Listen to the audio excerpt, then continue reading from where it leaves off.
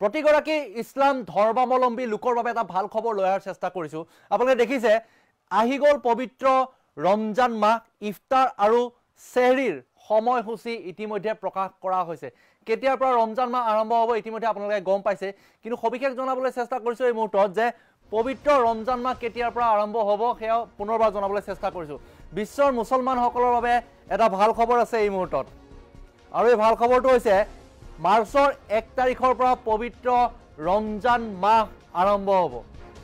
2 মাৰ্চত প্ৰথমটো ৰোজা ৰাখিব লাগিব ইছলাম ধৰ্মাৱলম্বী লোকে।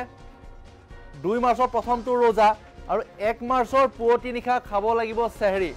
আৰু এনেধৰণে 1 মাৰ্চৰ পৰা আৰম্ভ কৰি 31 মাৰ্চলৈকে যি চেহৰি সময় আছে, 1 মাৰ্চত 4:16, কিন্তু ঠাই বিশেষে ঠাইভেদে সময় সাল সলনি হ'ব পাৰে, কিন্তু এটা ঠাইৰ সময় কৈছোঁ আপোনালোকক 5:28। 31 মাৰ্চলৈ পবিত্ৰ ৰমজান মাহ আৰম্ভ হৈছে 4:28। কিছু ভুল হৈছে, 4:28 প্ৰথমটো চেহৰিৰ সময়। 1 মাৰ্চৰ পুৱতি নিশা তেওঁলোকে চেহৰি খাব লাগিব আৰু ইফতাৰ হ'ব সন্ধিয়াৰ ভাগত।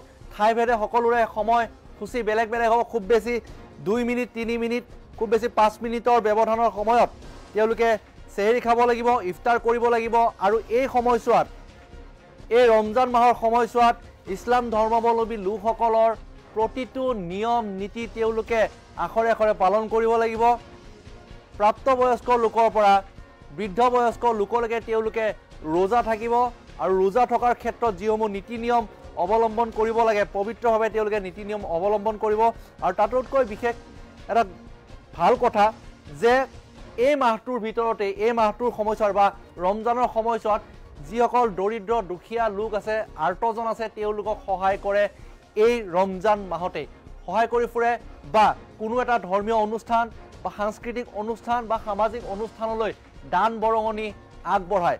কিন্তু যি ঈদৰ সময়, সেই ঈদৰ সময় যেতিয়া চান্দ দেখা পোৱা যাব ভাৰতবৰ্ষত, ভাৰতৰ আকাশত যেতিয়া চান্দ দেখা পোৱা যাব, সেইখিনি সময়ৰ ওপৰত নিৰ্ধাৰণ কৰিহে ঈদৰ দিন ধাৰ্য কৰা হ'ব। গতিকে পবিত্ৰ ৰমজান মাহ 1 মাৰ্চৰ পৰা 31 মাৰ্চলৈ চলিব।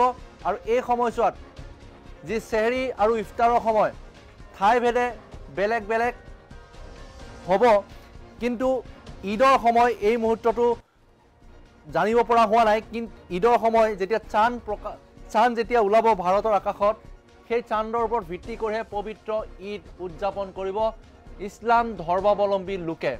আৰু ইয়াৰ ক্ষেত্ৰত অসমৰ যিসকল ইছলাম ধৰ্মাৱলম্বী গুৰু আছে, ইমাম আছে, মৌলানা আছে, সকলোৱে আলোচনাৰ মাধ্যমেৰে তেওঁলোকৰ ইছলাম ধৰ্মাৱলম্বী কেলেণ্ডাৰত উল্লেখ কৰা সময় অনুসৰি তেওঁলোকে ঈদৰ দিন ধাৰ্য কৰিব। সেয়াও পৰৱৰ্তী সময়ত আপোনালোকক জনাবলৈ চেষ্টা কৰিম।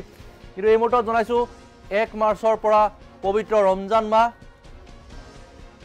আৰু সেই 2 মাৰ্চত প্ৰথমটো ৰোজা। আৰু ঠিক তেনেদৰে 2 মাৰ্চৰ পৰা যি ৰোজা আৰম্ভ হ'ব, ৰমজান মাহ শেষ নোহোৱা পৰ্যন্ত ৰোজা ৰাখিব লাগিব ইছলাম ধৰ্মাৱলম্বী লোকে। আৰু এই পবিত্ৰ ৰমজান মাহত প্ৰতিটো দিনে 5 বাৰকৈ নামাজ আদায় কৰিব লাগিব যিসকলে ৰোজা পালন কৰিছে, ৰোজা ৰাখিছে।